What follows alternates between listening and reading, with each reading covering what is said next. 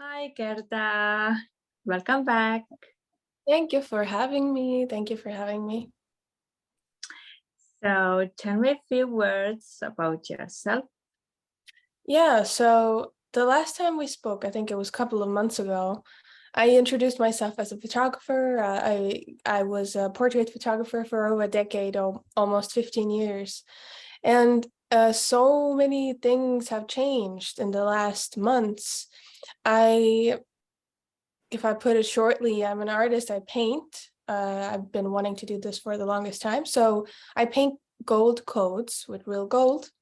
And I'm still a creative, and life is still beautifully hectic and unknown. But yeah, there's so much new to discuss, I guess.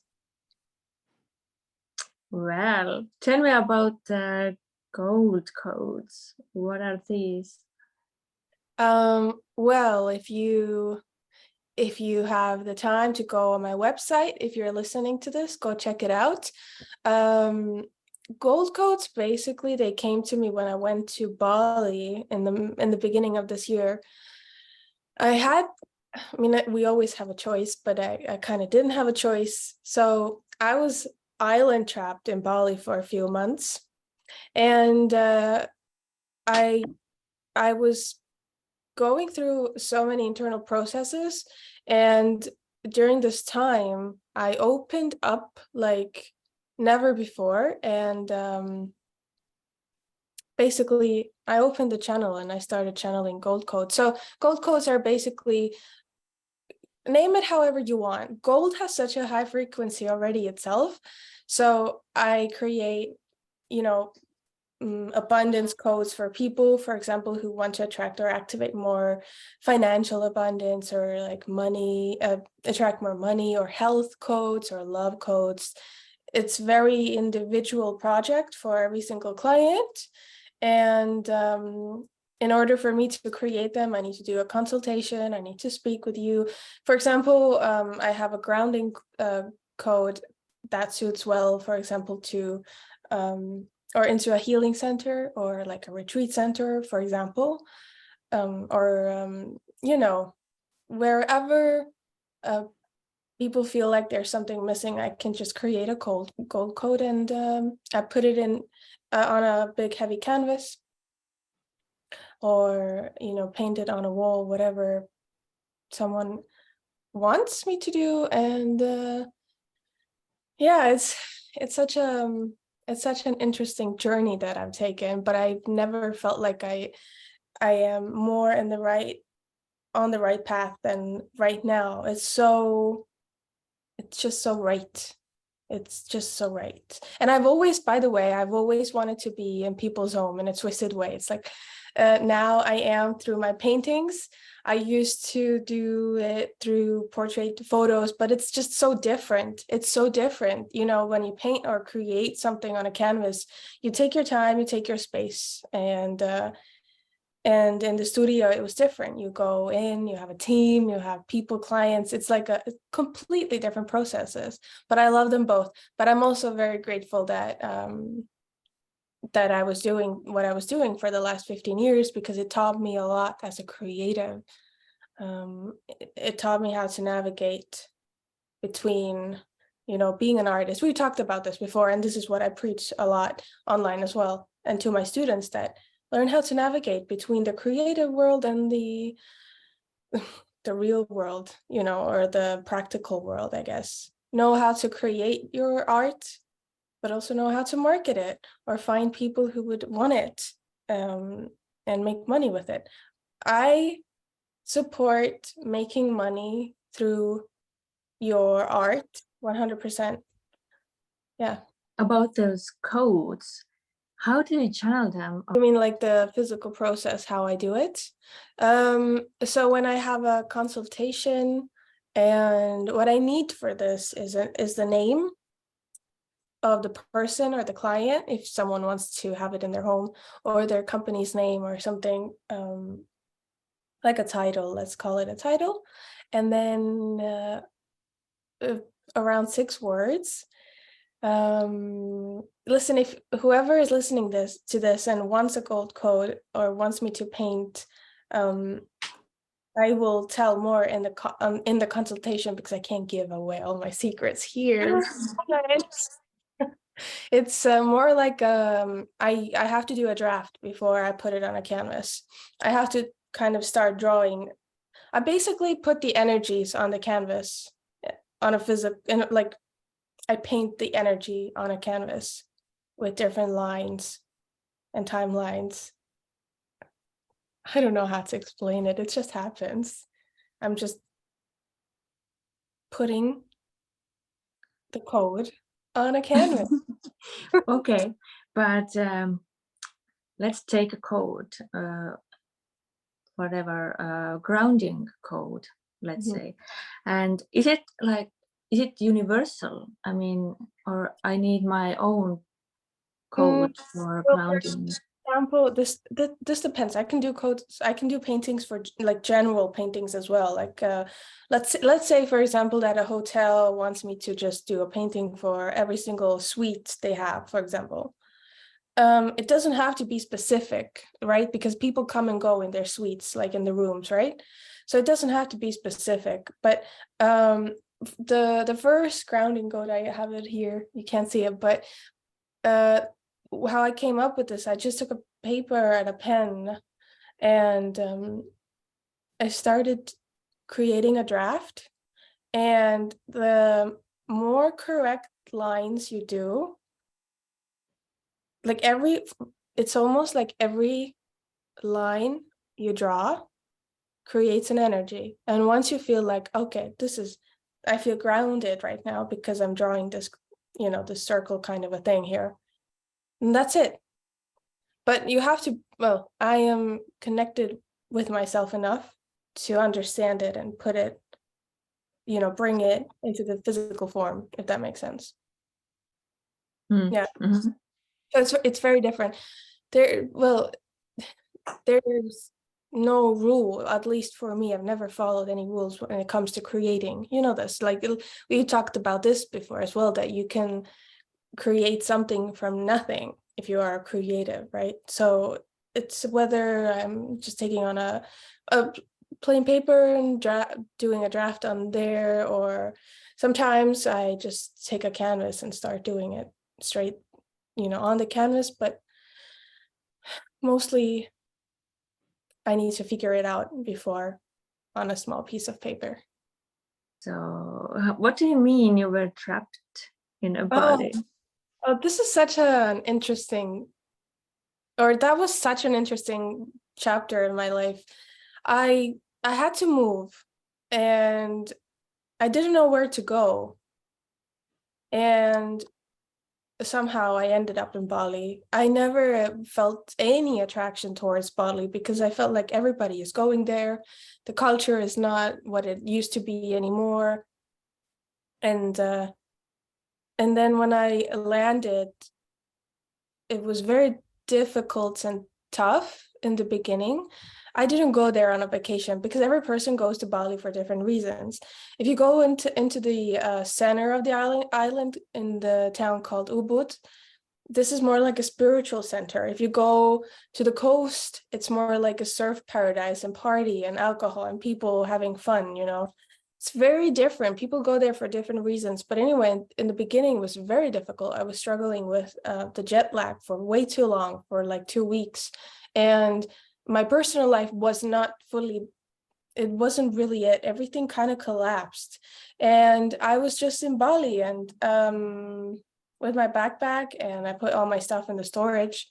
And I felt like I was island trapped, because I'm used to living in Europe, where you can just hop on a plane and travel wherever you need to, travel. And it's fast, but you go to Bali for like around 25 to 30 hours. And I just had to be there, and I had to, sit with myself and face myself and think about life, because everything did collapse. Or, I mean, it's not so dramatic. It's just that the old ended and there was space for the new, but I was just in the middle of it and I couldn't really put a finger on the new chapter that I was, stepping into. So the more time went by, I started meeting people. For example, Bali is such an interesting place. I bumped into people on the street who I knew from different parts of the world, and I started attracting people who just started mirroring so many different parts of myself. And some were very beautiful, some were very not beautiful. And throughout this process, it was just very natural. I was just opening up very naturally. I was in a very heavy, but not heavy, but very just, I'm not used to, I'm not used to feeling down. I'm not used to feeling like I'm not good or I'm not full of energy, but that's what I was feeling. And then that was a difficult part for me. So I was just navigating through it and living by the beach and living on some small islands, and then mostly spending my time in Ubud. So that's where everything just started opening up. And yeah, if you're listening to this, then if you feel like you need a change or you need like a shift and you can't put your finger on it, I do recommend going to Bali. It's an adventure. And don't spend time there for like a week or two, but stay there for a longer time. It's a beautiful island. It's a beautiful island. It's very chaotic in a way, but it's beautiful. So the abundance there that I saw, I guess, helped me step back on the track, if that makes sense. I've experienced this something similar in my life before. I think it was maybe, I don't know, 4 or 5 years ago. I was in Morocco, and I remember I was standing by the coast in some small village in south of Morocco, and it was one of the most beautiful cultures for me. It was so colorful, and it was just so beautiful, and it was so abundant. It was different way. It's very different from Bali, right? Bali is very green and like waterfalls everywhere, but Morocco is different. It's the desert. And I remember I've been in this situation before where you stand in the middle of beauty and you can't recognize it because you are just not activated anymore. So it's your responsibility, and it was my responsibility when I was in Bali as well, to just take a step back and spend time with myself and not be on social media, and pull back my energy from the places that it was where I left it, and completely centering myself. And then that's what happened. I felt the urge to start painting, but I couldn't start painting in Bali, of course, because I was just traveling around with my backpack. And when I landed back in Europe, that's another thing that happened. Was when I landed back in Europe, the only reason I came back to Europe was a few big projects that I needed to do here. And then literally a couple of days before I was supposed to do them, they got canceled. And I was just like, I've had enough. This is enough. I've had enough. I had enough of photography. And I woke up the other day, went to the store and bought some big heavy canvases, paints, gold. And I finished gold. I bought all the gold in the country. This is also a joke, but you just have to make it happen. I felt the pull and I followed it. Did this answer the question? Yeah, I also wanted to buy some gold, and then Gerda bought it all. Yeah, sorry about that. Yeah. Well, okay, so you paint now codes. I have followed you, and I saw that you already have sold some of your works. So It's happening very fast, right? because Yeah. the last time How? the last time we spoke, I was in Bali. We did a podcast, and I was fully in photography kind of a world. So now I'm just completely in a different kind of a situation. I know it has happened fast, and I understand that if other artists would listen or see what I'm doing, they would maybe feel like, who do you think you are? You're not an artist. You just started out 2 days ago. But you know what? I've been wanting to create physically with my hands for the longest time, and in photography, I did it through the laptop. I was editing. I mean, it's just 1% of actually taking pictures in the studio physically, but it was just not really fulfilling me. And it has happened so fast because when you really want something, you just have to go out there. You have to make it happen. Once you take the first step, people like the right people start coming into your life, the opportunities start to open up. And let me tell you, for me, it feels like a lifetime. I don't feel like it has happened fast. I feel like if I don't sell a painting every day, it's very slow. But it's just me. This is my character. But this is who I am. I've always been like this. I want something, I go out there, I do my best to make it happen. It doesn't mean that there are no blocks. Oh God, every day. And the amount of people who are not responding or don't feel interested, there's so many. Like, but I just focus on you know, the people who are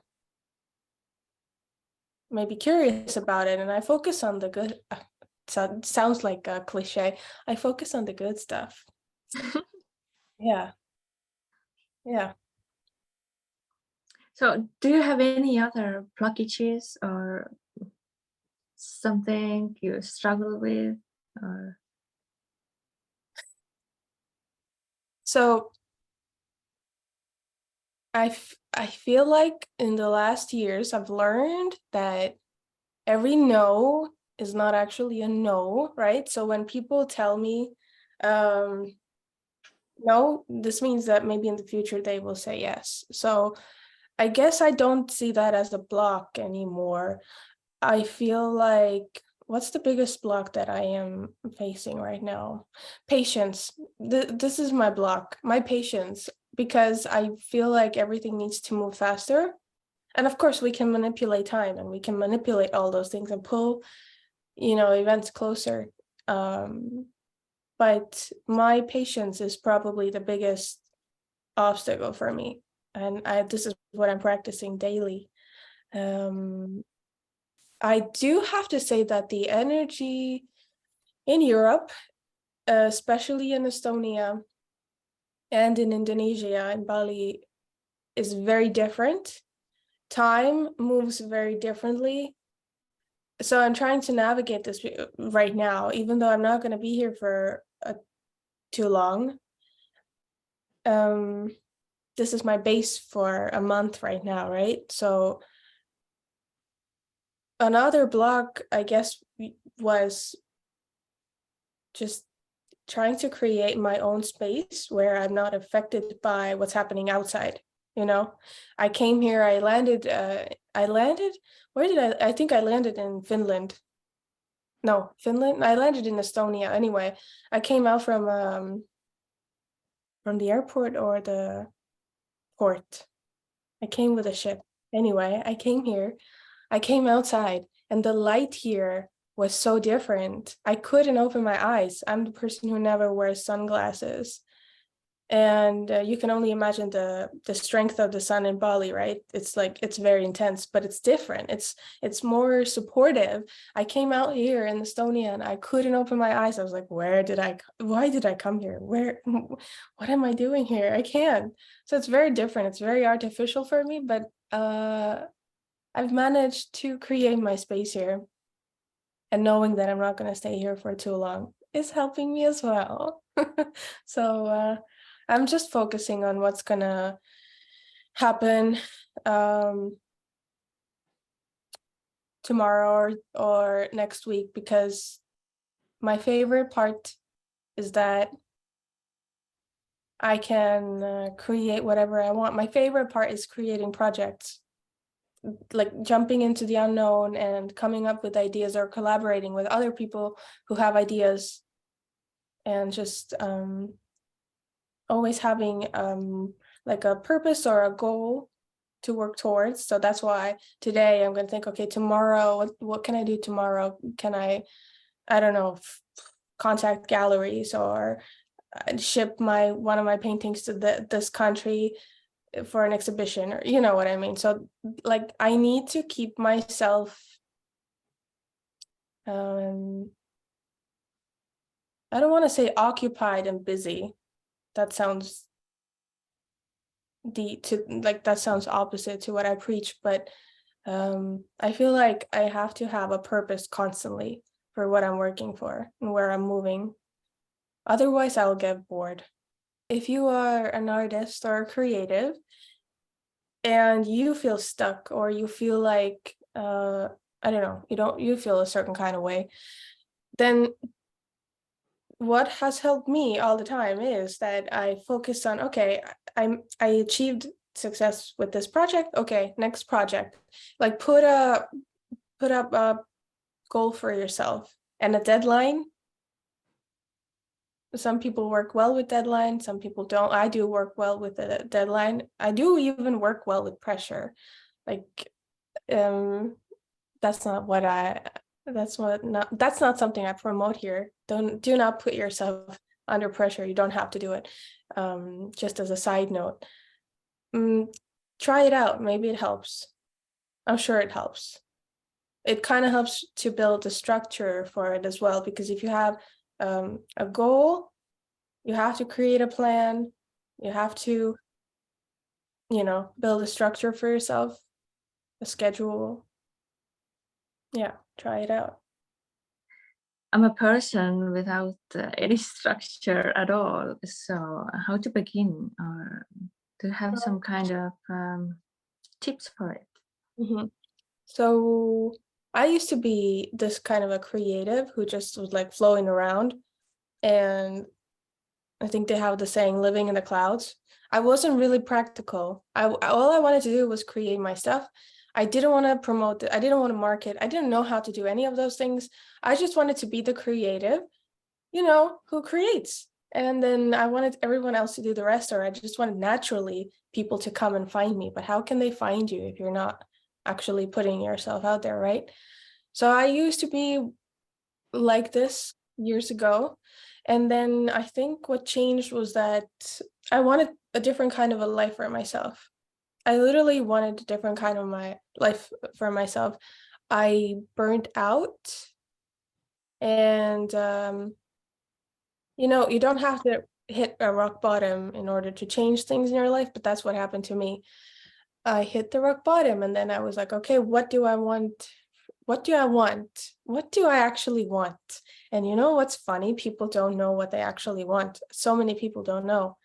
But if you know what you don't want, it's easier to create from there. So you have to build discipline, but I'm lucky because I learned about discipline in my childhood. It was like next level discipline. So that has helped me a lot. You have to have some kind of a discipline in order to build a structure and stick with it as a creative, because creatives are like very, all over the place. It's very easy, but you have to ask yourself if what you are experiencing right now is what you want to live and experience, or you want to change anything, and then go from there. And of course, if you can't do it alone, find a mentor, find someone who has done it, and then it's possible to do it faster and better. And there are probably things you don't know. I don't believe in okay, let me reword it. I believe in navigating this world. I believe in being a creative. I believe in being a financially successful creative. I believe in balance. Does that make sense? I believe in balance. Like, you don't have to put yourself into this box. I'm a creative now. I don't know how to market myself. I don't know how to do any of those practical things. You can. It doesn't make you less special if you do all of those things. I know that I'm in tune with my feminine energy, but also my masculine energy if I need to take action. So if I'm creating in my studio or wherever and I'm painting, I'm in my bubble. Once my painting is finished, I know how to navigate. I know how to come out from it, from this bubble, maybe tune in with my masculine energy a little bit and put myself out there because it needs action, right? Masculine energy is taking action. So I know how to navigate between those two, and I know how to balance it. If you know how to do this, you win. How to use my masculine energy or feminine energy. So it's very different and individual. There are some there are some people who I know personally who I think they will never be able to tune in with their masculine energy. I think they will never be able to take action because they are very different. And their purpose on this planet is probably different as well, right? So not everybody has to be like this, but this is just how I function. This is what I have learned. So how do you do it? First of all, if this resonates with you, that's the first step. Does that resonate with you? Are you like ready to, be in your feminine, create, and then you yourself step into your masculine energy, or you need people for this? Because that is also fine if you have marketing people, or I don't know, even whoever, like the people who do all of those things for you, the practical things, find clients for you. You can, have a manager, right? And I do have people like this as well, but I'm also very fast paced. Like I want things to happen very fast. So not only my managers or like people who I work with do this, but I also do it every day. So how do you do this? Well, I'm thinking I haven't really given you a correct answer just yet, but well, think about platforms. How do you practically put yourself out there? Like, how do you put your work out there? You create it. There are different kind of social media platforms, LinkedIn, Facebook, Instagram, YouTube, right? I personally use LinkedIn more now than any other platform, just because business people are there. Literally, LinkedIn is business. No offense to anyone who's listening and who is a fan of LinkedIn, but it's more like dry. It's dry. I don't know how to explain it. It's dry energy. It's like very dry. It's not for creative people, right? Do you know what I mean? If you go on Instagram or YouTube or Vimeo or like creative platforms, it fulfills your soul with the visuals. And LinkedIn is different. You want to make money with your art? Create an account on LinkedIn and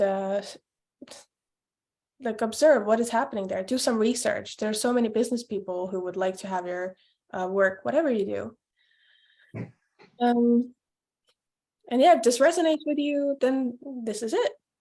This is it. This is the masculine energy taking action, right? Does that make sense? Yeah. So how do you approach those business people? I mean, if you are all over the place, like, oh, I'm creative, and I mean, those let's say those dry business women and men, they are quite different. So how do they take me seriously? So first of all, you need to know that there are different kinds of people. There are business or people who have money, let's say, who are just pure givers. You know the expression like there is no such thing like a free lunch. Some people are pure givers who just want to support you because they can. Then there are people who want something in exchange. And then there are people who don't even reply or open your texts, right? So you need to have some kind of idea, like what is it that you're looking for. For example, you are looking for, I don't know, a person who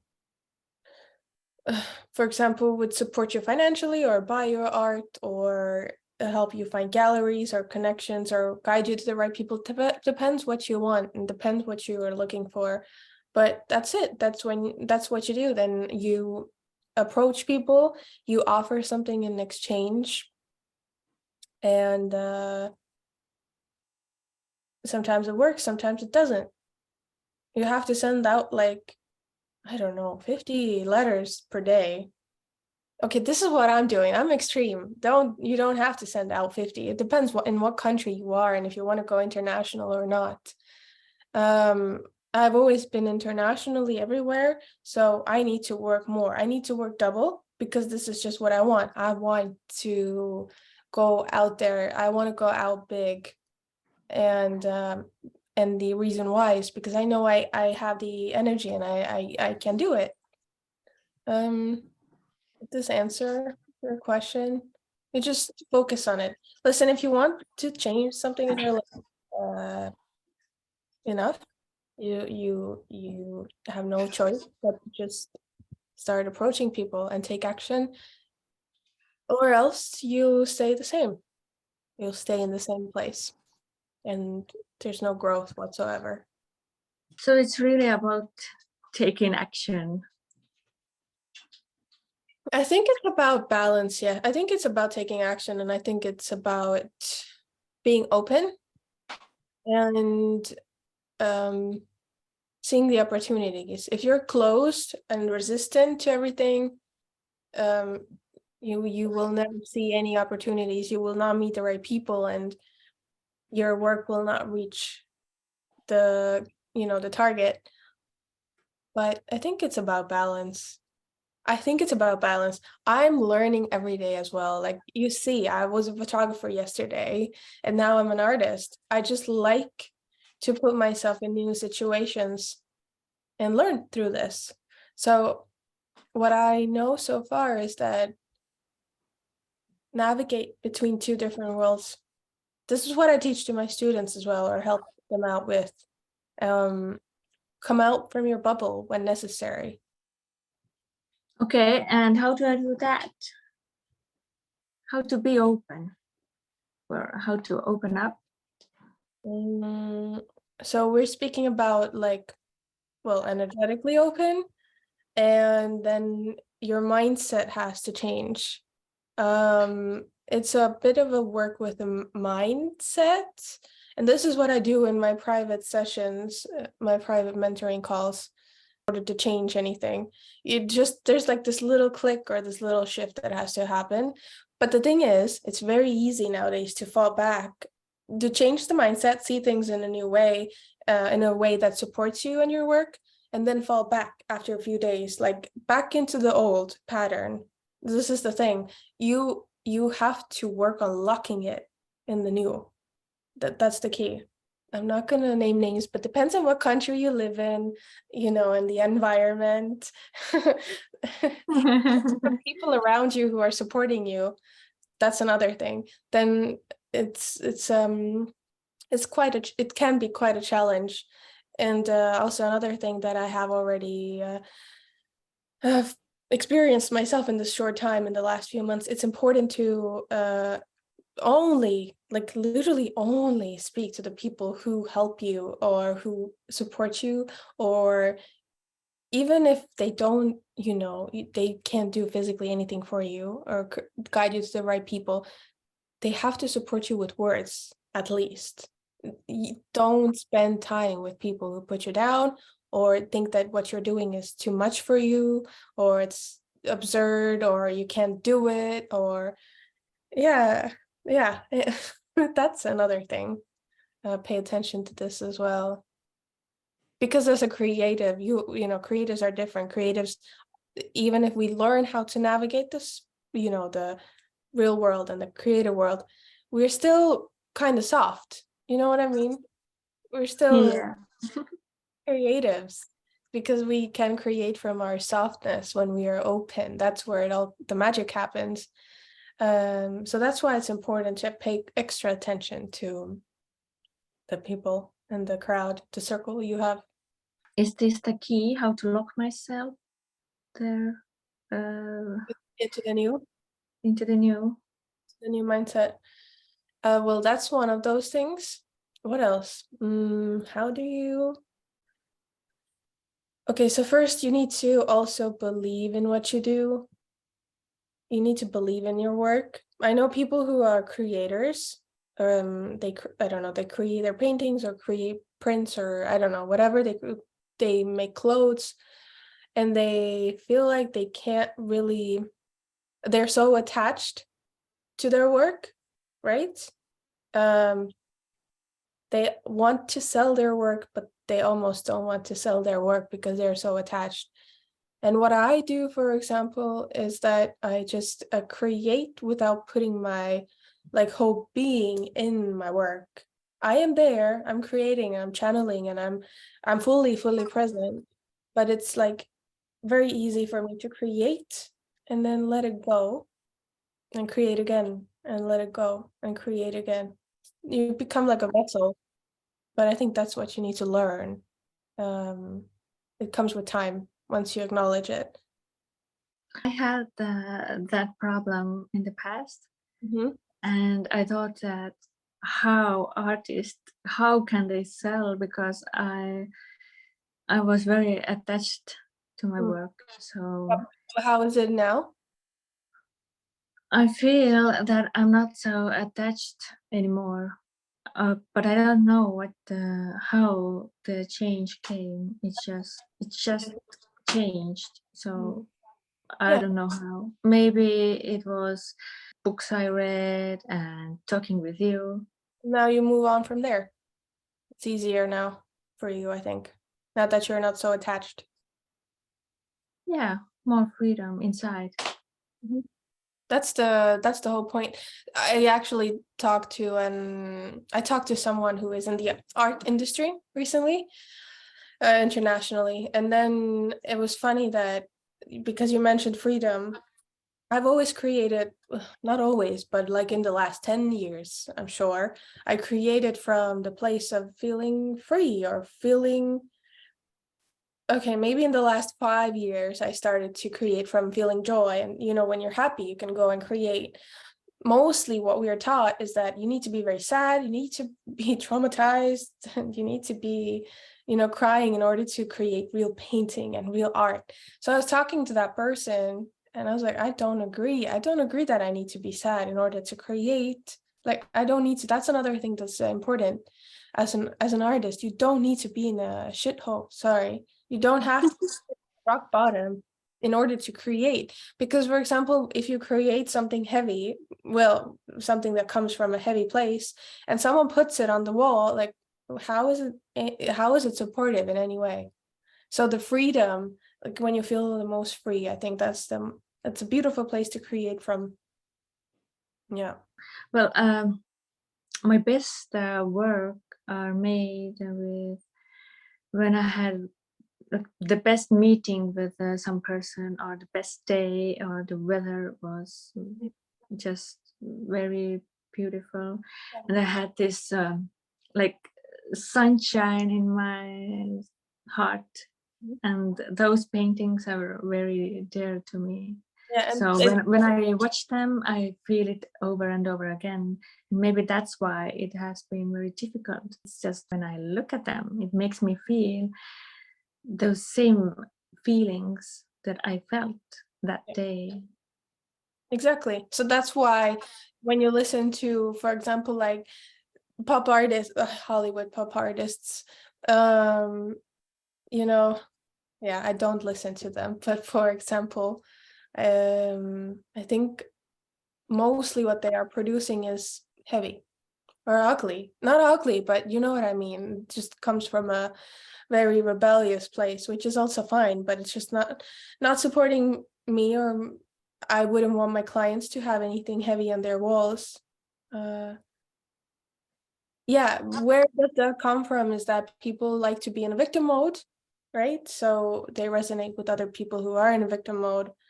and it feeds like, but when you create something healing, or I don't know, I create a money code for someone and they put it in their office. It's powerful. It's awesome. It's great. It's gonna attract other like-minded people and awesome business opportunities.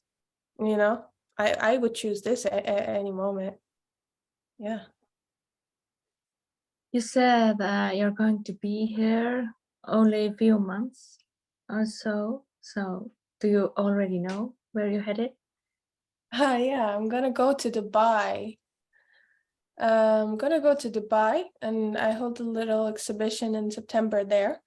And where I'm gonna go from there, who knows? I never know. I'm gonna be on the road. But yeah, see, everything happens fast. I want something, I go do it.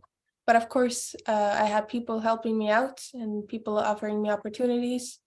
And this everything, all of the things that came to this new thing that I'm doing here happened in Bali. So thank you, Bali. Sometimes you have to be grateful for the difficult times. Yeah. So I'm gonna go to Dubai. I really admire those people who can be in one place for a long time. I can't. I have a different kind of a spirit. I need to feel excited, or I need to experience new things, and holding an exhibition is one of those. Also, why Dubai is because people there are rather in the abundance mindset. I don't know if it's because of the sunshine there. I don't know. In North Europe, we don't have the sunshine too much. I don't know what it is, but the energy there is different. And I want to work and be in places and countries where, there's abundance in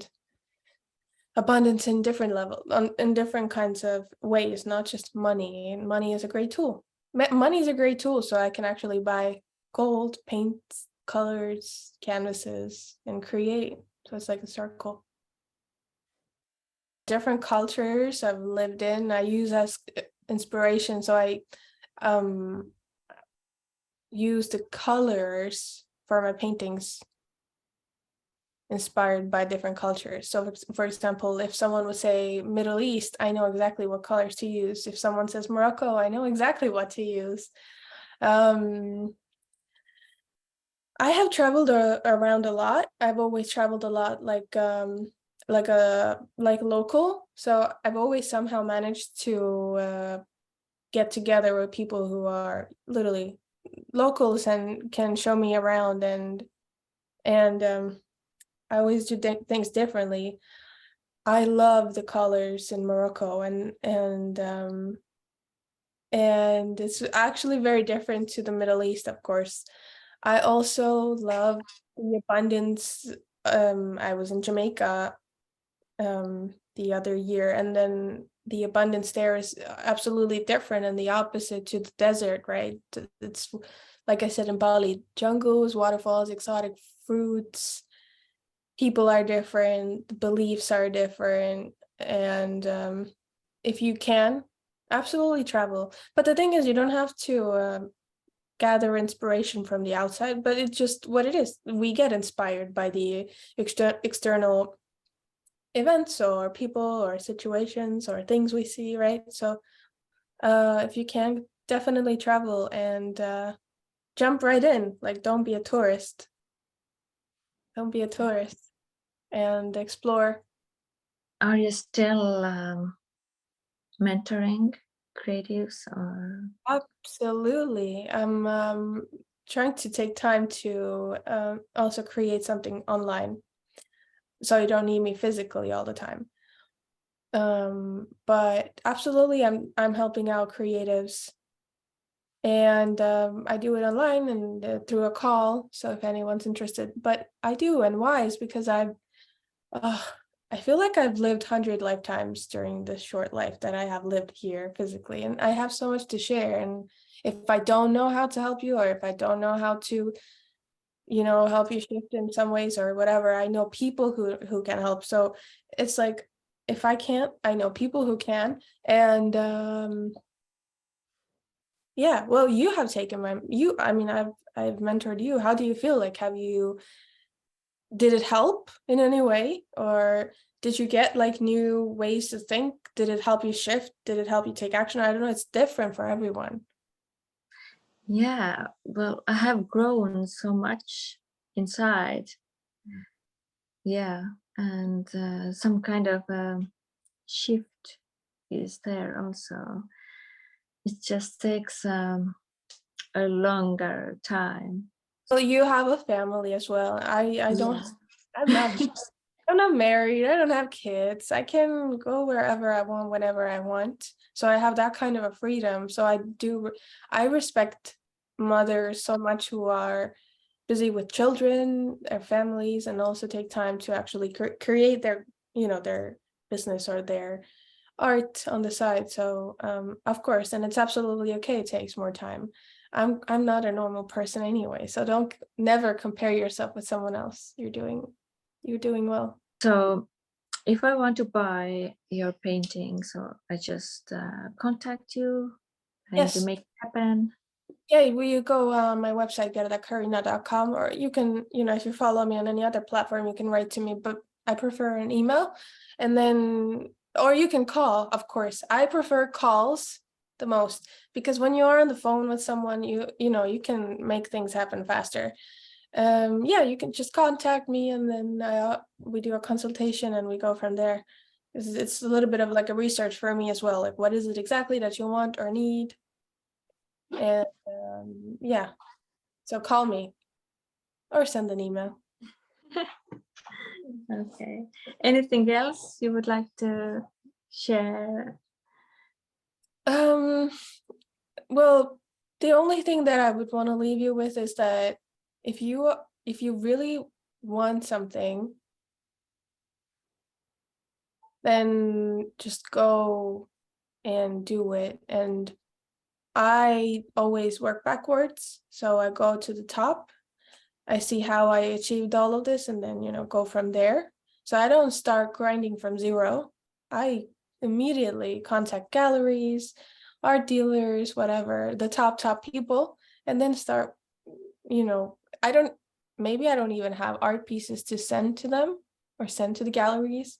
I don't care. I just say, yes, I have everything, what you need, and then I quickly create it. So you know what I mean? I'm working backwards. If you really want something, you just go and do it. And if you don't really want it, if you are happy with where you are, cool. I feel like people should use their full potential.